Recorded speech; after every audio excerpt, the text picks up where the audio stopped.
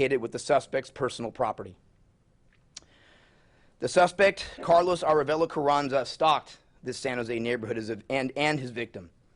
He is a San Jose transient who is known to camp near Capitol and Snell and is a self-admitted gang member. His criminal history convictions consist of, in February of 2013, he was detained by the Department of Homeland Security at the border near McAllen, Texas, and deported. In 2015, he was arrested for possession of paraphernalia. In 2015, he was convicted of burglary in San Jose.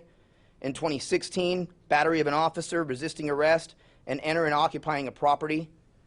In October of 2016, he was arrested for battery in the city of Los Angeles. In 2017, he was arrested and convicted for false imprisonment in San Jose. On April of 18, he was arrested for paraphernalia again. In May, he was arrested for possession of methamphetamine and possession of paraphernalia. On August of 18, he was arrested for prowling and stimulated influence. On October of 18, he was arrested for false identification, paraphernalia once again, prowling and trespassing while a resident was present. And in January of this year, he was arrested for possession of methamphetamine and paraphernalia. He is currently on probation for the possession of methamphetamine and paraphernalia, false imprisonment, and burglary. Unfortunately, this individual had, ICE had placed detainers on this individual 6 separate times, 2 in the Los Angeles area and 4 in the county of Santa Clara. Now, I know where this is headed, and the questions regarding our immigration policy will come, so I'm going to answer them now. Our job as police officers in this city is to protect and embrace everyone. That includes our otherwise law-abiding undocumented residents that make this city and our country better. Those undocumented residents who are not violent or serious criminals should not fear the police. But when we have violent or serious offenders that are preying on our community, we must have the ability to protect our residents. We will go to the ends of the earth to find a predator like this. We put the case together, put them in jail, and then it's up to the rest of the system to determine what happens next.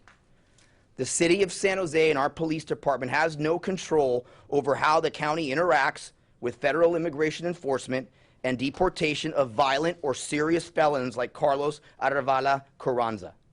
Those policies are not set at our level. I've spoken to Sheriff Lori Smith, and she agrees that these policies need to be discussed with the policymakers along with the heads of police agencies who are entrusted to provide public safety for their communities. Let me be clear. We are here to protect and to embrace our otherwise law-abiding, undocumented residents. We are not here, nor should we be here, to shield admitted gangsters or violent criminals regardless of immigration status. And with that, I will open it up to some questions. Chief Garcia, what is the gang that he says he is affiliated with? Well, we're not going to put that information out because I don't want to give the gang any more notoriety than it needs. Chief, do your officers ask when they arrest or pull over a car immigration status? No, we do not. And how does that square with what you're saying today? But what I'm saying today, our job as law enforcement is to take care of a crime, and if that individual needs to go to jail, then that individual goes to jail. The thing that people need to understand is individuals need to pay their price to society here. And then after that, the process takes over, whether someone's going to get deported and released to ICE or not. Our job as police officers is to take care of the problem on the street, which is why it's so important that we don't ask that, because we're here to protect everyone. And we certainly don't want our otherwise law-abiding, undocumented residents fearful of the police and fearful of being asked that question for fear of deportation. Any thoughts of rethinking that policy now? The thinking of that policy truly would not have any effect on this. It really would not. At the end of the day, it really comes down to sitting down with our policymakers to try to figure out exactly what type of individuals do we want on the streets of our county and in our cities. So when should he have been turned over, given those detention orders, when could he have been turned over? In January, last October, prior to that? Wow, he could have been turned over 6 times. However, I can't answer those questions. Those questions have to be answered by the county. So Another real good question. We have one of the front parts of the criminal justice system, not the back end. And as I made mention, when our officers do their duty, do their jobs, it's up to the rest of the system to pick us up. And quite frankly, to pick the rest of this community up. And I'll tell you, and I'll sit here, most of you know me, I'm not a sit in my office type of chief. I will go out and I will speak to our undocumented residents, and I will look them in the eye, and they have told me that they don't want these individuals living next to them either. And I have done that. So this isn't about politics. This is about public safety. But then again, you're mentioning that as like one of the first, things about this case. So this case is probably going to be politicized as other ones, like in San Francisco, because of the fact that this guy is undocumented. All I can tell you, this is part of this individual's history. As I sit here every time with every case, I can't pick and choose when I'm going to give the history of a murder suspect. Most of the time, this isn't part of the history of a murder suspect. Okay? This doesn't happen regularly. One of the things that we were going to have this press conference is here for a reason, and the reason is that this type of homicide doesn't happen in San Jose. I've been here 27 years. I've been a homicide detective with Assistant Chief Knopf, and I can probably count on 3 fingers the times that we have had a stranger break into someone's home and brutally murder them. That's what this was about. And again, and my heart goes out to the victim's family. So whether or not things get politicized, I am just here to tell you that this isn't about politics. This is about public safety.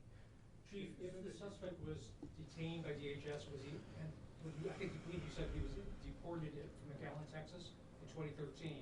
There's now a trail of 3 or 4, almost 5 years worth of crimes that he's been in contact with police for.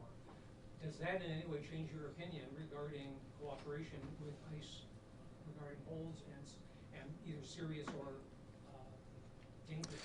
Here's the one thing that we need to discuss when we talk about ICE. Immigration and Customs Enforcement is broken up into 2 prongs. One is the units that do the extraction of people from the country, okay, for non-criminal offenses. The other one is HSI, okay? HSI actually does criminal investigations and deals with crime. And so that's the first thing we need to discuss. Police departments, when it has to do with serious criminal offenses, absolutely. For serious criminal offenses. But we are not conducting civil federal immigration enforcement. That is not what we're doing. And that is not what we're saying here. We're here to ensure that regardless of anyone's status, public safety is our #1 priority. Chief, you said you've been arrested so many different times. You just got the DNA on Monday night. That the only DNA you had of this guy? He was he was. That's the DNA that we're working with the county lab a little bit, but he had been in the system. So the reason for the release after the first, this is March 10th. There's the possession of meth. He's cited and released there. So the issue there was that there had not yet been a DNA match made. That's correct. That told you. Okay, and I'm sorry. What was the gap in time between that first arrest and the one where after you got the DNA? I think less than 24 hours, Okay. roughly. March 10th was your first interaction with him? March 10th was the first time that he was arrested with the possession of meth? I'd have to go back. I mean, I can't remember what I'd have to go back and look. Okay, look, you're talking about the possible politics of all this. Loaded question, do you think a wall would have stopped this guy from coming back into the country? Excuse me? I'm sorry. Do you think a wall would have stopped this guy from coming back into the country? I don't know what would have stopped him from coming back to the country. I mean, again, not going into the politics of things. I'm not going to answer whether a wall would have stopped this or not stopped it. I mean, I understand where you're going. I understand where all of this will go at some point, but that conversation is not. I'm not going to comment on that. So besides the immigration part of this case, could you share a little more details about how this guy got into the victim's house, and if this could prevented as like any other person regardless of the immigration status? Like, how can people protect themselves? Well, I'll tell you right now, and I'll say this, I don't care what type of system someone has, but every area, every resident of the city should invest in some sort of camera surveillance.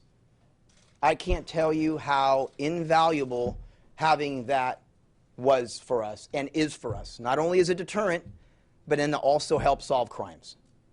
You know, and again, I don't, you know, with this individual, when we talk about preventing, you know, this woman was murdered. I'm certainly not going to sit here and tell you that there could have been things that she could have done to avoid it. She shouldn't have been murdered. You know, it is a stark, again, like I said, of the evil that exists in this world and what people do to each other. I'm not going to say she did a thing wrong other than trying to live her life. But I will say, from a public safety perspective, that cameras in that neighborhood really, truly helped us get to where we're at today.